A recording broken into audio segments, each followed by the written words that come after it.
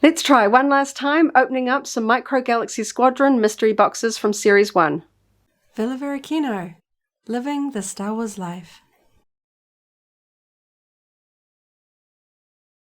Hello there and welcome back to the Varykino YouTube channel. So today I'm taking a look at some of the Micro Galaxy Squadron Series 1 mystery boxes. So we've done a few of these unboxings here on our channel, and we know that Series 2 is out in the US, so we know we've got to get a move on and try and finish off our collection of these mystery boxes. We're missing 2, so we've picked up a couple more just to try a hand and see if we can, luck out and find those ones before sighing and heading off to the secondary market to just find the very specific ones that we're missing. So we picked up 2 random ones. I'll go through and, go through the codes and stuff like that as we go. The ones that I'm hoping to find is this one here. And unfortunately, one of the chase ones that we are missing. So hoping that luck will be with us and we'll find this one, but who knows. So I guess there isn't anything else to say, but let's get stuck into it. I'll just sort of chat as I go through this, the same drill as before. There's the number on the side, and I'll get stuck in and cut the tape and see what's in this one. So we're kind of curious the fact that Series 2 vehicles are now available in New Zealand, but the blind boxes have not. We got a restock of blind boxes and we were very excited. We thought that they would be Series 2, but it seems like all of our local stores have just restocked on Series 1. So there's like a lot of them around. Okay, so I think this one is a standard Biker Scout, which we have, but we often see them in pairs, so that's okay. It's kind of an army building one, so that's pretty cool. Nice one there. I know when we first did our unboxings, I seem to keep getting Darth Maul, so in some ways I'm just relieved it's not another Darth Maul. So I'll pop that one over here and onto box number 2. So as I was setting this up to film, I noticed that this box seems to have 2 pieces of tape. So my heart sunk a little bit when I noticed that, because that tells me that this was probably bought and returned to the store taped up, unfortunately. And I didn't notice that when I grabbed them at the store. Sometimes I try and shake them and you try and, see if one feels different to another. But I just didn't notice that. I was in a bit of a hurry. So I'm a bit bummed about that. It's from, I should be aware because we've had a recent experience where we picked up some of the, the number on the side. We picked up some of the recent, Hasbro's doing the windowless Black Series figures, and we recently picked up a couple and then got them home and realized the figure had been pinched out of them. Stolen, somebody's bought them, taken the figures out, stuffed them with paper and taken them back to the store for a refund. And that was just gut-wrenching. So that was really annoying. That might have happened here. So take that number with a grain of salt, because I can't say with absolute certainty that the figure in here was originally with that stamp. So we have the Mandalorian on his speeder. Popular character, one that we have. I don't necessarily need to army build this one, but that's the luck of the draw, isn't it? With these blind boxes, you never know. So unfortunately, we just can't seem to find this one. It's just my luck. I keep getting the top row and not getting the clone vehicle. That's annoying. I know it's luck and there's a lot of them there, so I guess we're going to have to go to the secondary market to pick those ones up. So you notice there's a third one here. This one is, I already know what's in this one, because we knew that this one was just one that I was never going to get in a random actual find. So there's the number on the side, and I'll show you the one that's inside. It is Cobb Vanth on his sort of pod racer engine. So I really, really wanted this one. It's, like the other one is a subtle variation. It's the Mandalorian sort of Biker Scout. It's very, very similar to one that's already existing. This one is a completely unique vehicle, and I really did want to add this one to our collection. So thankfully we found this one locally. you know, through sort of fan channels. We're able to get this from another collector for basically twice as much as these ones are, which I thought was pretty reasonable for a chase. And we figured, even though we were going to try our luck with a couple of boxes, the chances of us getting this one was pretty low. So we're very excited to see that one. So now that I've got these guys out, I'm going to, you know, take them out of their plastic and take a closer look. So at the end of the day, we're still missing 2, even though we've added 3 more to our collection, which is a little bit disappointing. And I guess another reason why I'm not the biggest fan of mystery boxes. You kind of get a little bit burnt out with the constant trying, because you know some people, they're going to buy one and luck out and get the one that they are looking for, or get a rare one on their first try, which is always a little bit disappointing. So got some cool paint jobs here. Hold up the right way. Classic silver body. Looks like it's made in the silver plastic with some simple paint jobs there. These have a little bit of bend to them.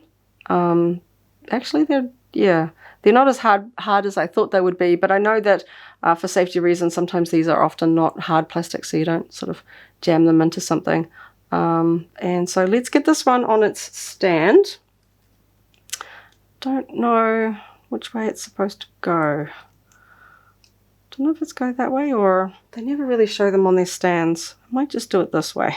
We'll see if it tips over. I'll know I've got it wrong. But they fit on nicely, and they're just sort of tension. You can pull them on and off pretty easy. We've got tiny little cob vans. I always have to say that the paint jobs on these are pretty good considering their size. I haven't really come across ones that just look like, you know, something's missed by about half an inch or something. You know, the paint job's always pretty tidy, even down to his facial hair, which is kind of fun. All those tiny little details. I can even see the sort of the lines for the Mandalorian chest armor. Hopefully you can see that there. I think that's pretty fun. As always, they are articulated at the shoulders and at the hips, so you can put them in sort of vehicle riding positions. So let's pop him on and let's see. Okay. So we'll get him into position there, and he looks pretty cool on his pod racer engine. Very, very cool. I like that. Shame we weren't ever able to find him sort of organically in the wild, but nonetheless glad to have him in our collection. So shown you these ones in another video, but you know, it's always interesting to see, just to see if there's sort of variance in the way that these things are produced.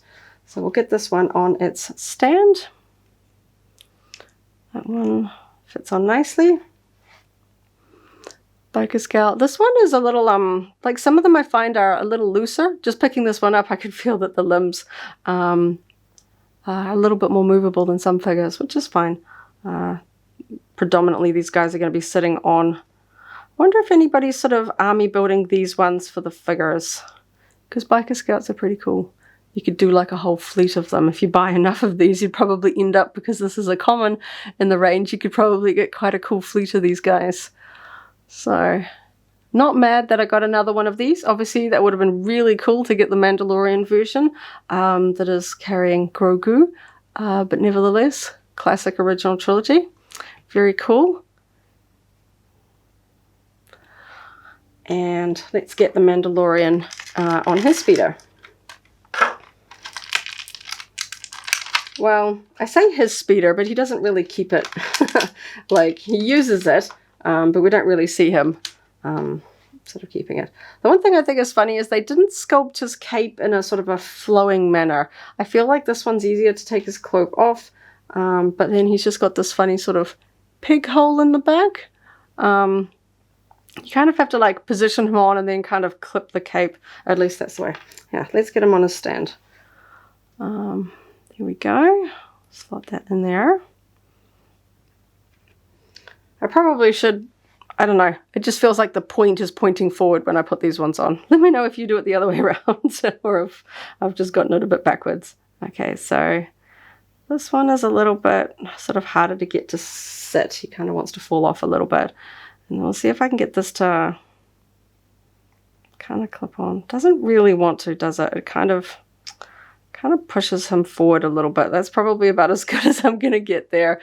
You can see he kind of wants to fall off, trying to get his cape to go past there. So I feel like this is a little bit of a miss in terms of, not that the sculpting is like bad or anything. Like, I really like the fact that the helmet looks really silver, but I feel like they just copied pieces from The Mandalorian that came with the Razor Crest and stuff like that. They really should have sculpted like a cape that, I don't know, sort of had like a wind sort of blowing through it or something like that. Having it straight down means that unless you're going to like stand him next to it, it just looks awkward, and it's better to take it off, but then he looks kind of unfinished, which is just sort of a little bit of an odd one.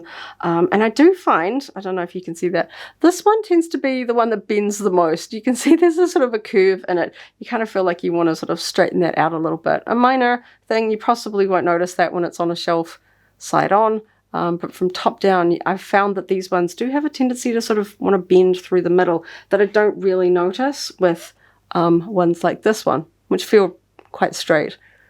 I don't know. A minor thing. I'm very much looking forward to Series 2. I hope they show up here locally soon because, you know, seeing all these other photos online and having the bigger Series 2 vehicles here in New Zealand, definitely keen. But yeah, this guy just doesn't want to sit on it. Thankfully, I've already got him, so I don't know what I'll do with this one. I have to see if another fan is keen to add the Mandalorian to their collection. I'll just put his cape there next to him because he doesn't really want to wear it on this one. So yeah, very excited to get Cobb Vanth, even if we didn't find him in the wild. This one's good. This one is a bit of a sigh. I really did want the Clone Trooper, especially as we're coming up to, you know, the 20th anniversary of the Clone Wars and things like that. I definitely want to add more Clone Wars collectibles to my collection. So I guess that is it for today's unboxing of these mystery boxes from the Micro Galaxy Squadron line.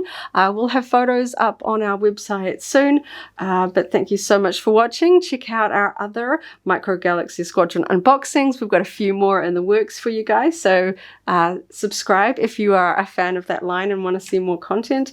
But thank you so much for watching. Catch you on the next video, and may the Force be with you. If you enjoyed this video, go ahead and give it a like, check out our other videos, and subscribe for alerts about new uploads. Thanks for watching, and may the Force be with you.